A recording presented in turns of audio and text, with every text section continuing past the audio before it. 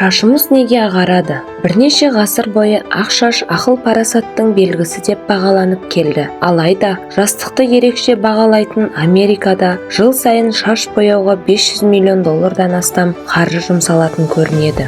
Шамамен әйелдердің 40, ерлердің 8% шаштарын боятады. Шаштың ағаруы әдетте жастың ұлғаюына байланысты болғанымен, кейбіреулердің 15 жасынан ақ самайынан ақ тал шашты байқайсың. Жасы 30-ға келген әйелдер мен ерлердің 25%-ның шашына ақ кіре бастайды. Осыған керісінше кейбіреулердің шашында өмір бойы бір тал ақ болмайды. Кавказда ақ нәсілділердің 34 жаста шаштары ағарады. 50%-ның шашы жасы 50-ден асқан соң ағаратыны байқалды. Ал қара нәсілділердің шаштары 44 жастан асқан соң бурыл тартады. Сонымен шаш неге ағарады? Біріншіден, сіздің шашыңыздың ағаруы ата-бабаңыздың шашының ерекшелігіне сәйкес келуі мүмкін. Негізінен шаш пен түктің қалыптасу сатысында онда мыңдаған, 10 мыңдаған қара бояуға толы қалташа болады. Қара түсті жасуша екі түрлі рең шығарады. Бірі нағыз қара бояу, екіншісі магнитсізденген қара бояу.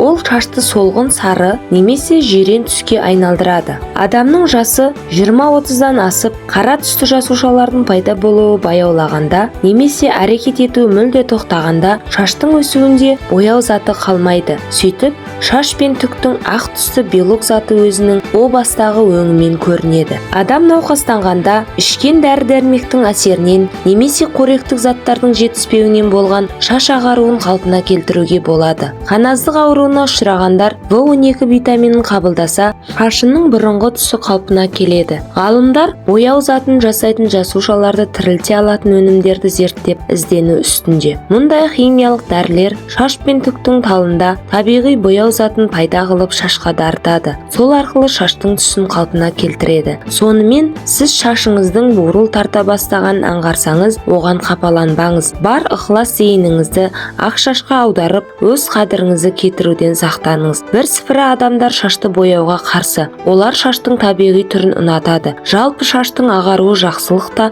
жамандық та емес.